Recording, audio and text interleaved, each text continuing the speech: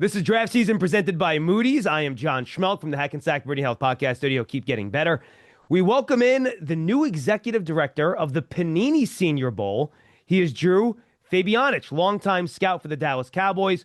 Took over for Jim Nagy, who moved on to Oklahoma to kind of be the general manager, basically, of their program down there. And Drew has taken over down there at the Senior Bowl. Thank you so much for doing this, Drew. How are you today? Pleasure, John. Thank you for having me. It's a pleasure to be here. Really is. And I know we're always pained to welcome in Cowboy guests here on our Giants podcast, but we have done it before. Brian Broaddus, a former colleague of yours with the Cowboys, has been on many times. And I'm sure it's a little weird for you talking some Giants football as a division rival for a very long time, right? Yeah, a lot of angst on this one now. I told my wife last night, I said, I'm not used to that kind of blue. I'm used to a different kind of blue. But yeah, it's kind of strange. And I'm sure I'm not many of Cowboy guests that you've had on the Giants network.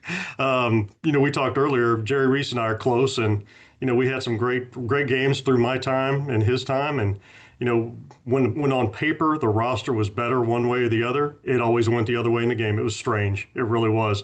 I mean, when they were better, we smoked them, and then when we were better, we got smoked by them. So it's been a great time, great rivalry, and I hope I'm here to help you guys too. Yeah, look, last 10 years I've lived through the Giants not being able to beat Dak Prescott pretty much since he's got into the league. That has not been fun. But I go back to that 2007 Giant team where nobody thought heading into Dallas in that divisional round, Dallas coming off the bye, I think 14-2 that year, if I remember right, for the Cowboys. And the Cutler trip. And just a couple of plays, like Marion Barber ran for 130 yards in the first half of that game. And Anthony Henry, if I remember right, missed that little tackle on Amani Toomer on the out that kind of turned the game. It has been a very weird rivalry between these two teams. And Patrick Creighton dropping a wide open overball.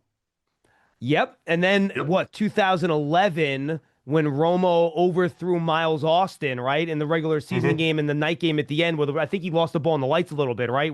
And without that, the Giants probably don't make the playoffs when they eventually win the Super Bowl. So it's funny how this rivalry has kind of gone back and forth. Yeah, notice you said Super Bowl. I don't have any of those rings that you have.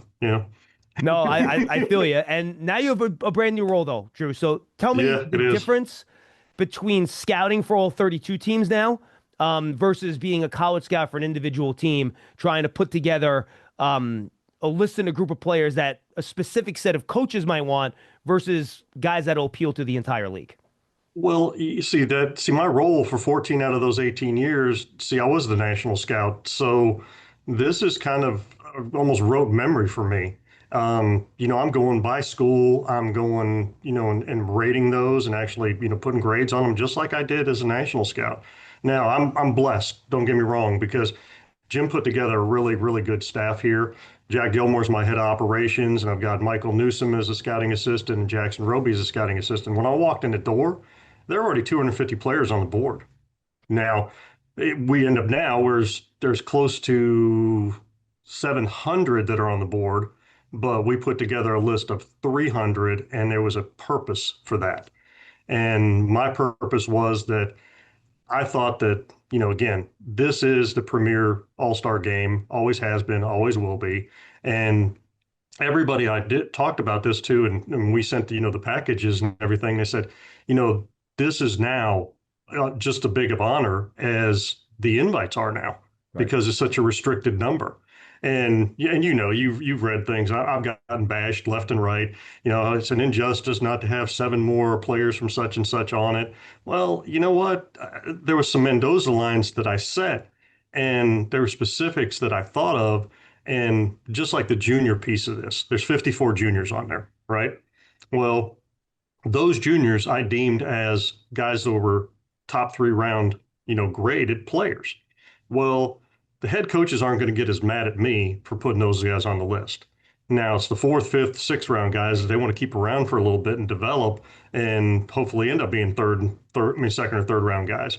So, I'm still going to get a little bit of grief here and there on certain juniors, but, they're now eligible and, they can play in the game. So I have to include them because I've got to put a precise number out there.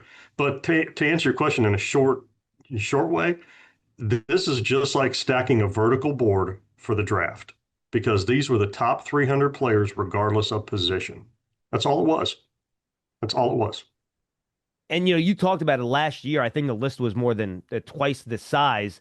And sometimes you want to include everybody, but it almost makes the list not useful when there are so many players on it. You know what I mean? And I think paring it down here and finding it what was absolutely the right thing to do. How hard was it to get the list down to 300 and figuring out some of those Mendoza lines you were talking about? Very difficult. We spent 4 days together as a staff, and we kept going through every school list that we had already, manufactured by ourselves, and went, okay, are these guys, better than these one, because that's what we did. It's just like I told you, when you're plugging in a vertical board, you go, which one's better than such and such? Well, we plug it in and look at them and go, well, these three are better than those four. Well, let's keep these three alive. These four are going to go down. And again, the 300 is not where we're going to necessarily grab every single player on our 145 roster. Guys can surface, guys can play their way into an invite. We're not saying that. It's just off of the tape last year. These are the top 300 players that we identified and graded as the top 300. And yes, it was hard because I've got a whole sheet of just red marks of, guys that we, pulled down from the 300. So it took a great deal of time. And again, kudos to the staff. I mean, really. And have I seen all 300? No, I've probably seen about 250 to 260, and I trusted the grades. I trusted them. And, again, because I've had to get my legs about me and do a lot of other things that I didn't know were actually involved in this job, if you know what I mean. No, It's not absolutely. just it's not just the game, not even close.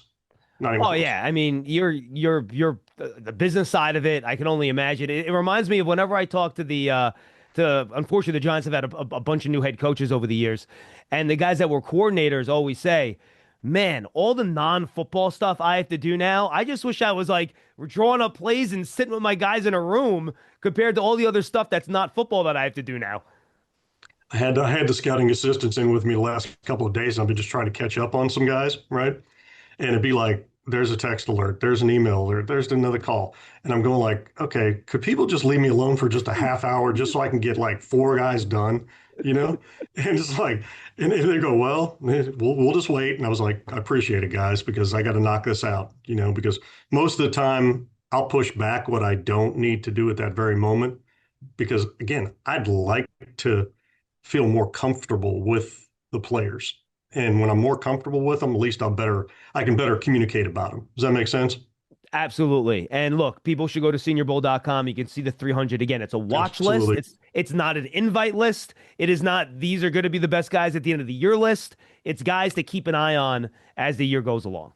True. And here's the one I like to take away. Don't even use the word watch list because it's just really the top 300. And, we're going to plug in later on, we're going to identify other players, Yep. but we watch everybody. It isn't like we're just watching these guys. So that's why I took that out of there too. It's not. I mean, again, I'm just trying to give value and prestige to this list. And, one of the guys called yesterday, one of the liaisons, and he said, I handed it to the player, said, you realize this is an honor just to get this. Now you got to play your way into the game. So, I appreciate them following suit and actually treating it that way too. Absolutely. How much did you lean on? I'm sure you have a million buddies around the league here that you've scouted with and talked to some of the teams and what they think about the players in terms of how you put the list together, or were you solely dependent on your scouting staff at the Senior Bowl? Right now, solely on ours. Okay. And now through the fall, I'm sure there'll be plenty of guys that I've been close to for years and years that say, hey, this guy's playing really, really well at such and such. You might want to include him on, take a peek. I mean, that's where I'm going to rely on those guys. Plus, we're going to have 10 guys that are actually doing tape work all over the country that are going to cross-check us. And then we're going to cross-check their work on the players that they're going to look at during the fall. And now they're going to go to games, specific games that are valuable to them within kind of a region, because we can't afford to send, guys out on school visits. Now, I've been on some school visits because, again, I was also going there to present, to the teams because the head coaches want me to say what NFL scouts and what the Senior Bowl are looking for and, kind of the landscape of college football because, I was a GM for the last 3 years, so I kind of know their problems. And I put some of the solutions out there for them. And for the head coaches, they're like, it's better coming from you because it's a different voice. Mm. And coming from us, they go, oh, it's just the same old, thing they're telling us time and time again, about loving the game, the character and all that. But then coming from somebody with as much experience as I have, they kind of go, oh, okay, I get it, and it just helps them. So I can't afford to do that with 10 guys out on the road. We don't have a budget like the Giants or the Cowboys or whatever. We have a very limited budget. Draft season is presented by Moody's, a proud sponsor of the New York Giants. Decode risk, unlock opportunity, learn more at Moody's.com. The transfer portal, Drew, has really, transformed college football. How has that impacted your scouting process? Can guys slip through the cracks? I know it can give you sometimes a better look at guys because you see them in different situations, different systems. How has that impacted the scouting process and how you guys evaluate these guys with these guys switching teams all the time? Well, well, first of all, we got to really keep track of where they're going. It's more of a house cleaning type of thing and, keeping track of where they are. But here's the one thing I can tell you, John, I think it's actually helped the NFL as far as, and I'd be willing to bet, we have like 24 players on G5 or below, okay, Yep. on the list. Well, being a GM in college for 3 years, I was looking at all other divisions. Who's just the statistical leaders? Who are the All-Americans? Who are the All-Conference players? Do they have measurables? Do they have traits? And then if I had a need, if they jumped in, we were going to jump all over them. Well, I think what they're doing is they're taking those quote as before the Miles Austins of the world, the Division II guys and Division III guys, they're not there anymore. They're already at Alabama. They're already at Baylor because if they're good enough, they're going to transfer up. And so there's not that quote sleeper anymore. And put this, I hated that word years ago because if you're good enough, the NFL's going to find you. Yep. There's no such thing. I mean, yeah, you're playing at a lower division. Maybe you're not getting as much recognition, but all of a sudden you're leading the nation in pass breakups. Well, the NFL is going to take notice of that, and they're going to find you. And here's the other thing I'll tell you: being out on the road, scouts can't shut up. They can't. They can't keep a secret. They really can't. I mean, so it's like, hey, I'm at Gardner Webb or Lenore Ryan or whatever, and you see a guy and you go, ooh, he's a real dude. You're going to tell two of your buddies, and those two are going to tell two more, and those two are going to tell three more, and so it's like there's no secrets in this anymore. There's guys that don't play against very good competition during the year, and that's why they come here Right. because it's the best against the best, you know. And the perfect example is that Zane Grable kid from North Dakota State last year. I mean, the league had him as a top of the third round player. Mhm. Well, he has a great week, has a great game, and goes 18th. Well, on a 4-year contract, that's $12.7 million difference just in that amount of picks, between that time. So, I mean, again, how valuable is Senior Bowl? That's how valuable it is. Yeah, I'll We throw, might I'll not throw, have, we may not have taken DeMarcus Ware at 10 if he wouldn't have performed well here. And he tore it up here. So, again, that's the value I see in it. And again, that's why I said it's the best of the best. I'll throw Darius Alexander in there from last year too, right? He's Yeah. small school Toledo, and he wasn't extremely productive there either, right? Like the sack numbers weren't through the roof, so you wanted to see how he performed against some of these offensive linemen. He did a great job. The Giants ended up getting him in the third round, so Hmm. absolutely. I think the maybe disappointing is the wrong word, Drew, but I feel like we're just going to see fewer of these guys. To your previous point, from the group of fives, from the FCS, because these power schools, to your point, they pluck these guys now. So they'll leave a I lot agree. of the times because then look, it's not the kids' fault. They're getting offered all this money. I take it too. Are we going to see fewer and fewer kids from the non-power schools just because of how the transfer portal works? Yeah, I agree. Yeah, I do believe you're right. And again, I think that those schools, I mean, I hate to say it this way, but they're going to become minor leagues for the P4.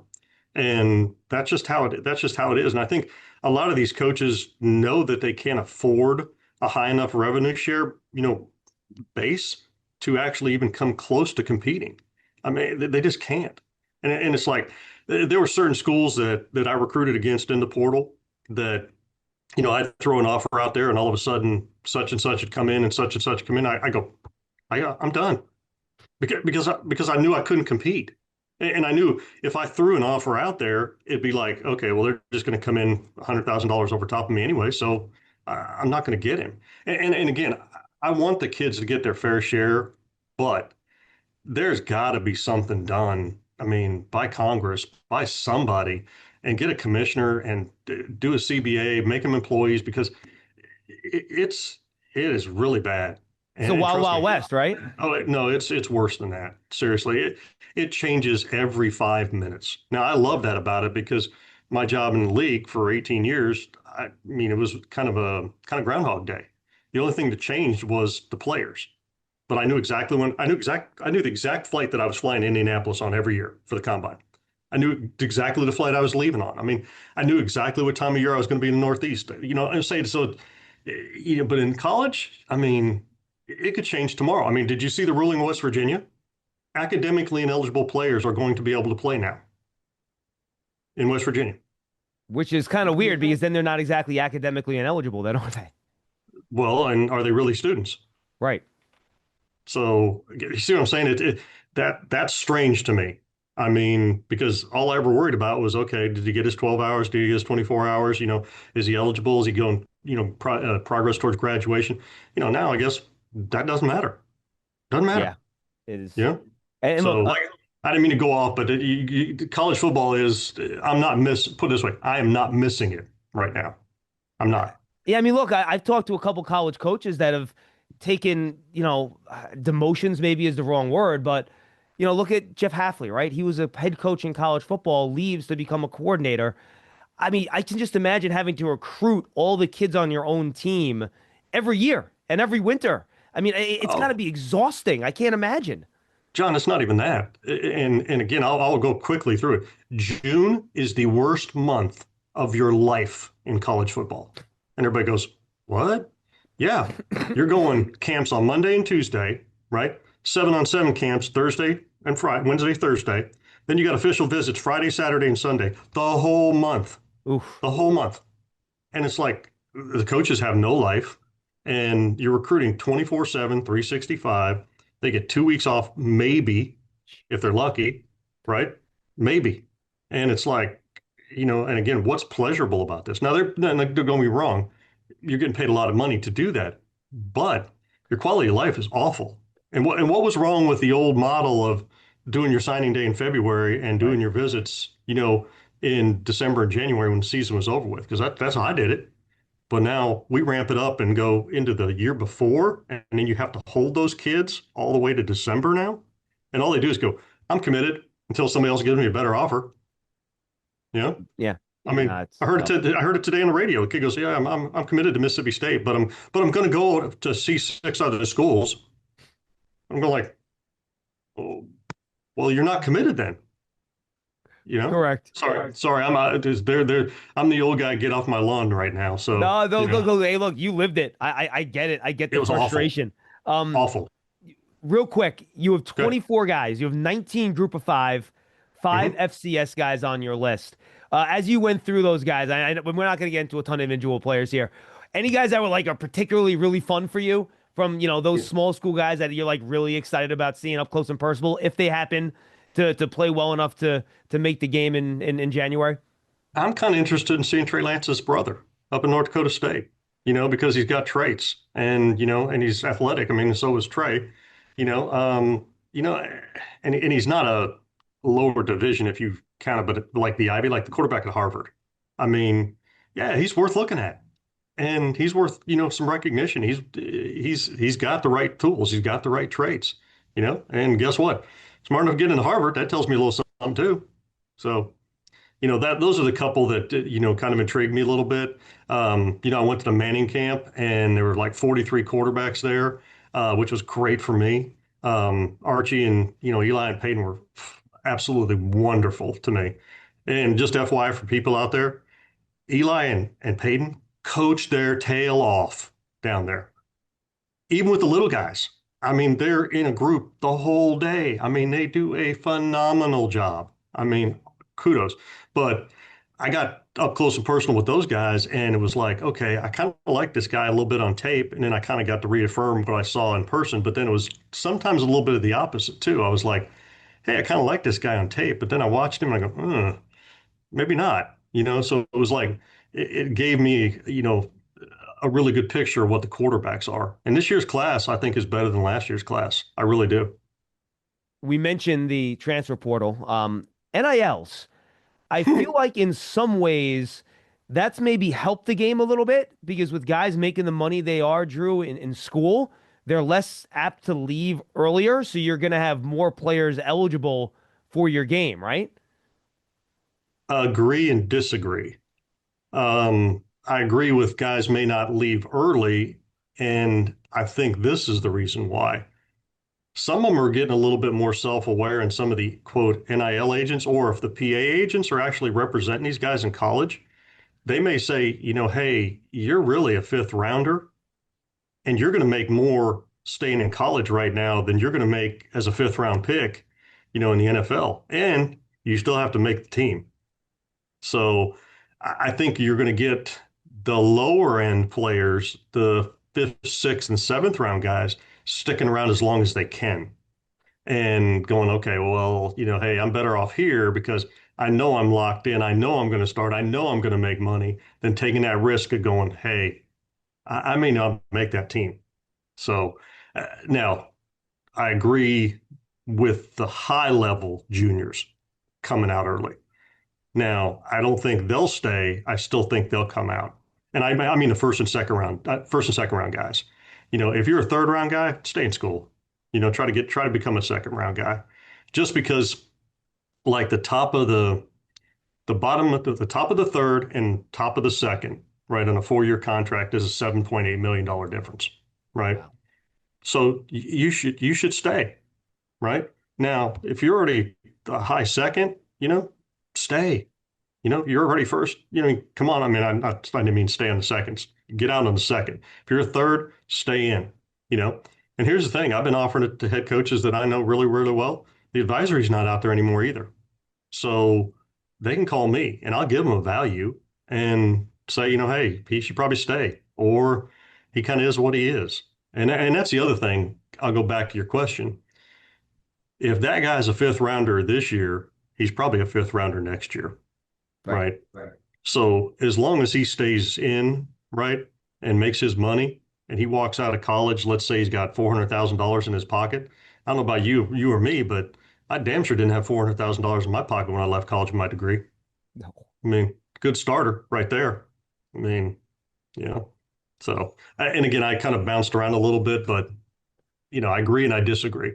No, look, I think that's fair. It's funny you mentioned, guys that are going to be a fifth round pick will probably be one next year, and you mentioned the quarterback position too.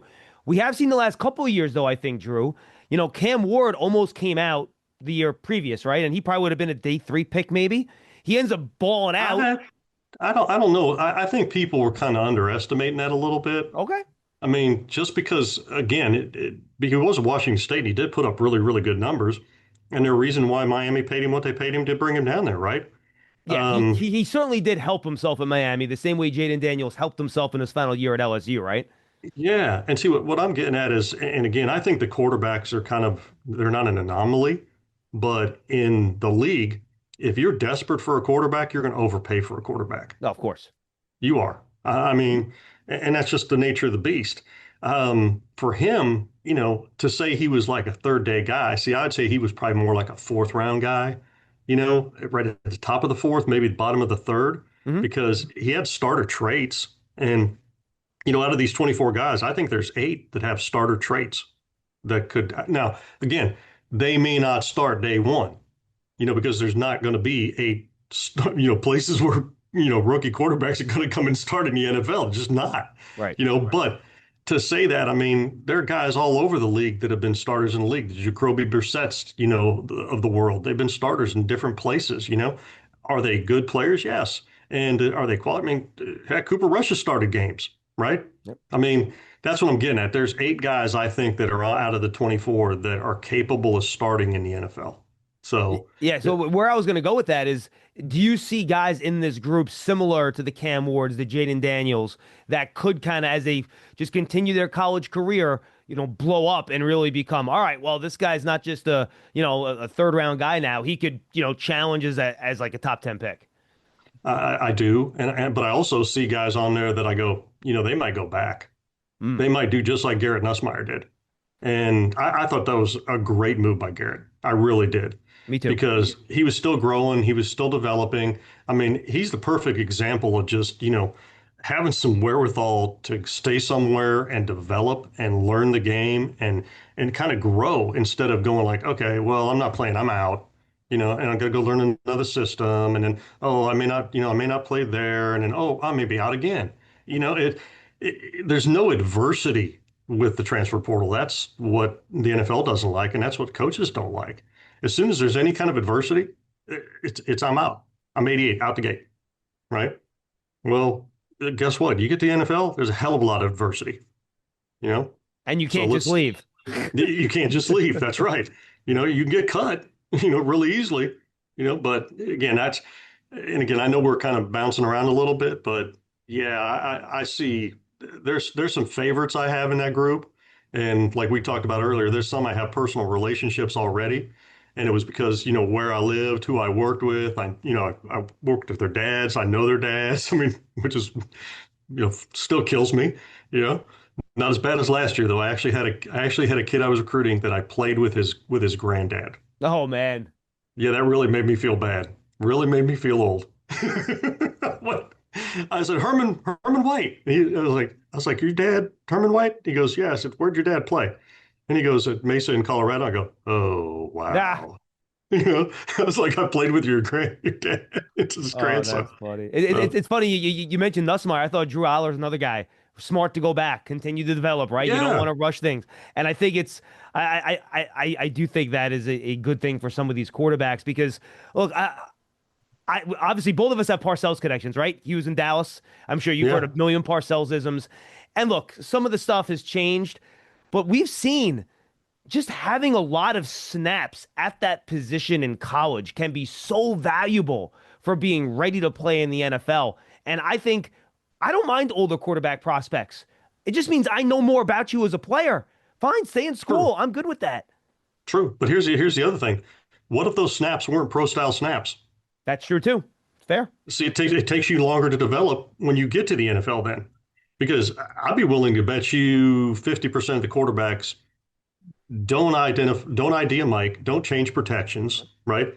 And don't have more than 3 or 4 kill calls during a game. Yeah, That's they might not it. even huddle or go under center for goodness No, sakes. no. And I mean, and Gruden makes fun of the clap and, being in no huddle and everything. And I mean, I'm kind of with him, because guess what? You got to adapt our game. But yeah, the Parcellianisms were always, that, hey, you want to be a 3-year starter, Yep. you want to be the captain, I mean, I got them all, and you've heard them all too. And guess what? He developed those because that's what he found were successful, Yep. you know? And again, it's no different when I was scouting or coaching because when you're coaching, you're going to steal everything that you think is really, really good that fits within your system, right? You're going to steal it.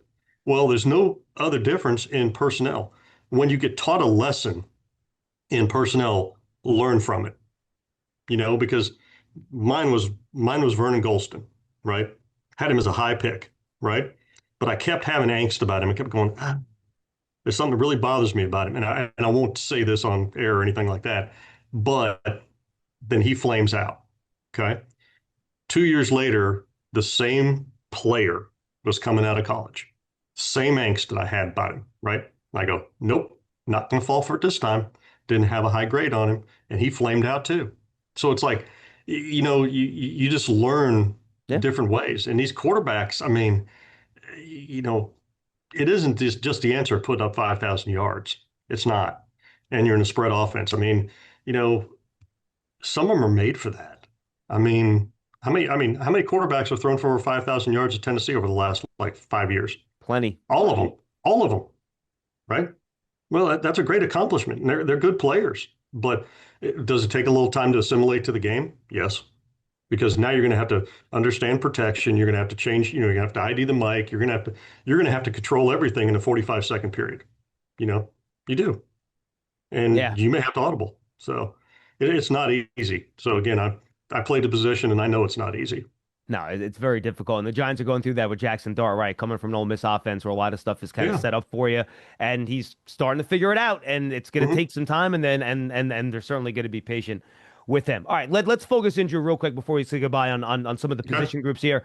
Draft season is presented by Moody's, a proud partner of the Giants, uniting the brightest minds to turn today's risk into tomorrow's opportunities. Learn more at Moody's.com.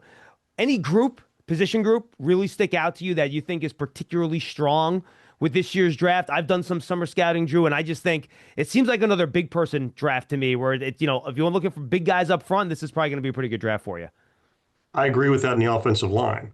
I think it's a little lower or a little less in the defensive line, except for the edge rushers. I think there are more edge rushers this year, And bigger right? edge rushers too, right? Like a Yes, lot of these like yes, 280-pound guys, like old school yes, Belichick edges. yes. So I kind of agree and I disagree. I think the offensive line is probably about the same, maybe a little bit stronger at tackle, but maybe a little lesser at center, Okay. right? The quarterbacks I feel good about. The running backs I feel really good about. I actually coached against a lot of these guys. It's just like I know them. The receivers are really, really heavy, like as twos and threes. Right. Not in round two and three, but I mean as teams two and three. But there's not a lot of ones. You know, the safeties are a little light. I think the linebackers are always going to be light, and I think they've been light for about 6 or 7 years now. And I think that's just because of 7-on-7 and spread offenses, and guys don't want to play linebacker. They want to play tight end, they want to play H-back, they want to touch the ball, or whatever. I still think Um, that's one of the most difficult positions to scout going from college to the pros because you're almost it asking them to is. do completely different things It on is. the two levels. It is because you're not in a space game all day long like you're in college, and you really have to actually take on blocks, which is kind of a lost art. Corners are good. I'll say this, and I'm not going to give anything away because I'm not going to say his name, but there's a safety that I think could be the next Ed Reed, I think I know which and guy you're talking about. I think you Yeah. probably do, and that's pretty high company in my book. So, Yeah. but the rest of the safety class is a little bit low. So, and again, I think that comes a little bit from the onset of all these 7-on-7 leagues all year long. Guys want to touch the ball all the time. They don't want to play safety. They don't want to play linebacker. Hey, I'll play corner because I'm out on an island, but it's hard to find those guys now. It just is. And it's getting harder. So, again, like you said, are there three down linebackers in the NFL? Not very many. No. Are there three down linebackers in college? Yeah, there are because they're undersized and they don't take on any blocks. So it's like, they're really safeties, you know? Drew, why do you think, and you just kind of mentioned it, you didn't think it was very heavy on interior defensive linemen. I feel like last year maybe it was a little bit better, but the years Mhm. prior, there just are not that many defensive tackles coming out anymore. I feel like it's been a pretty light position. Why do you think we're having trouble getting that position developed at the college level, heading into the pros over the last 5, 6 years? I think because again, I think the ball's out too quick. I Mm, mean, it's a quick offense. Some of the teams are, not even just the air raid piece of it, but just the hurry up and, the tempos. I mean, you don't see a lot of guys developing as pass rushers because, 2 seconds and the ball's out of somebody's hand. But now, if you can find the body types, that's what I'm trying to do to at least get them here to show that they can pass rush, show that they can compete against, the bigger offensive linemen.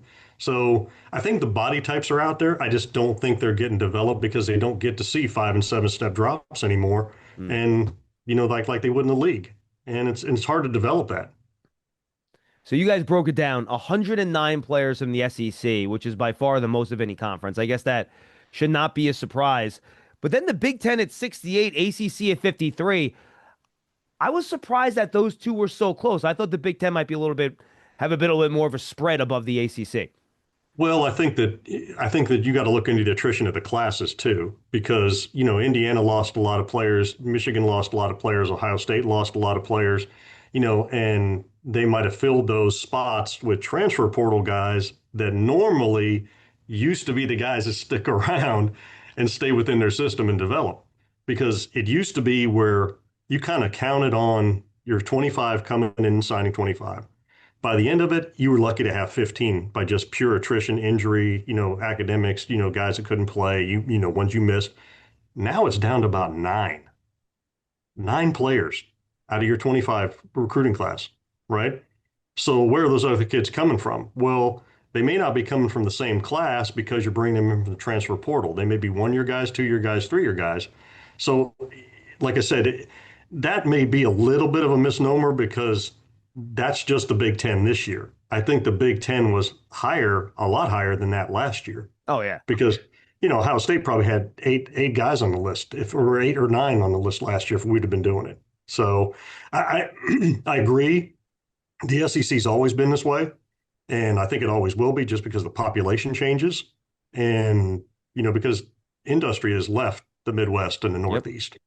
So where are you pulling from? Well, the Big Ten's trying to pull from Florida. They're trying to pull from Texas now. I mean, Right. so the whole country and the population dynamics changed. I think that has a little bit to do with it too. Because put this way, I don't know if you remember, but Illinois Parochial League in Chicago used to be big time. I mean, big time. And now it's just pretty pedestrian, to be honest with you. Because people have just moved out of there. They've just moved. So, again, I kind of went a little too far on that one. Yeah, everyone's California, Texas, Florida, Georgia, right? It's pretty much where you're pulling all your players from Yeah, now. and It's Alabama too crazy. now. Alabama's got a Yeah, lot too. Yeah. absolutely. All right, final question here, and I'll bring it back to the schools that have represented you on your list. LSU led the way with 14 Mhm. players. Alabama had 13. Ole Miss 10. All SEC programs. Penn State, again, they're kind of ranked as the favorites in the Big Ten. They were the first Big Ten team with 10. Oklahoma out of the Big 12. Actually, they're SEC now too, right? Oklahoma. I can't keep these Correct. teams in these conferences straight. They're moving around everyone. So, any teams in college football this year that you're really particularly excited to keep an eye on? Just that you're like, all right, this team I think can really make some noise with the expanded playoffs. That you're kind of pumped up to watch. Well, I'm gonna be a homer a little bit, right? I am, because I lived there for 7 years. But you catching this one? Oh, hook 'em horns. Hook 'em. Yeah, yeah. I think they're going to be. I think they're. I put it this way. I think that Ohio State game will be probably one of the best games all year. Yeah, I really do. I think they're built. I think they're built the right way. And I am kind of homering them a little bit, but love what Sark's done. Love what Brandon Harris has done. They've done a really, really good job of not making just that rosters one deep, but they're 2 and 3 deep in certain places. I think Georgia's going to come back, on a rampage too. I really do. And don't be surprised now if Alabama maybe have the best defense in the country. And They by the might. way, I think Clemson is going to be right there too with their defense. They have so Don't many don't guys dis on that defense. My goodness. Yeah, don't disagree with you. Like I said, there's probably again 12 to 13 teams that I think have a legitimate chance. You know, and again, I'm just looking at the talent level, and it goes back to this too. And I'll say this to you because Penn State has done a really good job. James has done a really good job of retaining his roster, and that's hard. And he's really filled his spots, like with AJ Harris playing a corner, getting him. I mean, that was a great getting transfer portal. But and again, when I was GM, I did a 2 deep and I evaluated, the opponent's 2 deeps, and I did a single line, did a grade, right? And in the Big 12, as 44 players, you probably had around 8 dudes, right? That you went, these guys are legitimate NFL guys, right? And then I did Penn State for 2 years. We played them for 2 years at West Virginia. And you know, out of their 2 deep, I was going like, okay, there's about 17 players on here that play in the NFL. Right. That's when it's different. When you get to that 17 to 15 guys that are NFL guys, you should be competing for a playoff spot. You should. No, absolutely. Drew, I'm going to give you the floor. Uh, People think of the Senior Bowl as a game, but it is now a 365-day-a-year enterprise. You guys have a lot going on. Feel free to promote anything you want with your games, social media, anything you guys have going on. Let the folks know what's going on with the Panini Senior Bowl. Yeah, please follow us at Panini Senior Bowl, and mine is gosh, I'm trying to remember mine because I just started it. I never had an X account ever before I came to this job ever. You're a smart DFabe man. I yeah. envy you, Drew. I wish I did not have one either. It's DFabe SB. Okay, that's my tag or whatever you want to call it. But again, this community has embraced this game like nobody else. And which All-Star game sells out other than this one? Not a one, right? I mean, this has been here for a long, long time, and there's a reason why, this place embraces it. And, we have social initiatives, with the high school with leadership pieces. We give donations, to each high school, like 5,000, piece for all their, uniform needs. We do charitable, work within the city because this is Senior Bowl Charities is really a nonprofit. But the game is an event. I've never been. I'm looking forward to this because we always used to leave on a Thursday because we Yeah, always same have here. prep It for was the only combine. Thursday night or Friday morning. You're on the plane and you're out of there, right? Yeah, but everybody that stayed has raved about it because there's a parade for the players, a Mardi Gras parade for them on a Friday night, right? And then there's a free concert in Cathedral Square right after that. And then they say the game's an event. They say it's not just about just the players, but it's citywide. And again, how many All-Star games sell out? I keep saying that. They don't. I mean, most All-Star games can't even stay in one city for very long because they find out that they don't support it and that they don't come. So what I could tell you is if you want to watch the best against the best and you want to see a lot of draftable players in one place at one time, right? You come to the game. You dang sure watch it on TV. And you darn sure watch the practices because we got two networks that carry the practices. That shows you how important it is. Not one network, two networks. So again, I don't have to sell this because again, I'm going to use the John Gruden line that he threw out at his Hall of Fame induction. This is where players come to play. I mean, bottom line. And again, if you want to see the best, you come down here. So that's all I got to say. I don't have to say much. Hey, look, and you're absolutely right. Look, we have our own draft podcast here at the Giants. That's what we're doing right now. I love the draft process. I've become obsessed with it. I've probably been to the Senior Bowl now 8 or 9 years, and I love the NFL Combine. It's great, but you don't learn half as much about these players at that event as you do at the Senior Bowl because you can actually, see them play football, which is kind of important when you're evaluating players. And you can get on the field, you see them up close, you could talk to them. It is great, and I cannot tell people what a great experience is to kind of see these guys close up because it's really your last time to see them before they become pros, and it's a great event. And what about the city, John? I mean, I didn't know anything about the city because I was so busy. Oh, the seafood? Oh my goodness, Yeah, it's fantastic. I mean, you can walk. I've been probably, and again, I'm a snob.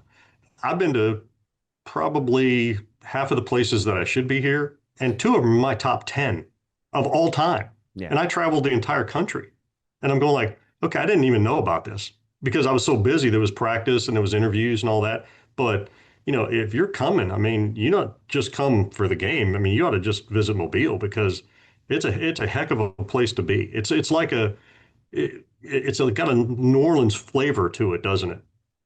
Oh, it absolutely does. Well, it is the originator of Mardi Gras, right? Yeah. In Mobile. Yeah. So absolutely, 100%. That was draft season presented by Moody's, a proud partner of the Giants. Decode risk, unlock opportunity, learn more at Moody's.com. Drew, it was really good getting to know you. I can't wait to interact more. Talk to you later in the year. See you down at the Senior Bowl. Best of luck this year. Thank you so much for the time and enjoy what's going to be a really fun and chaotic college football season. Yeah, it really will be. Thank you, John, for having me. I appreciate you. Thanks for joining us in the Hackensack Bernie Health Podcast. It'll keep getting better. For Drew, I'm Schmeelk. We'll see you next time, everybody.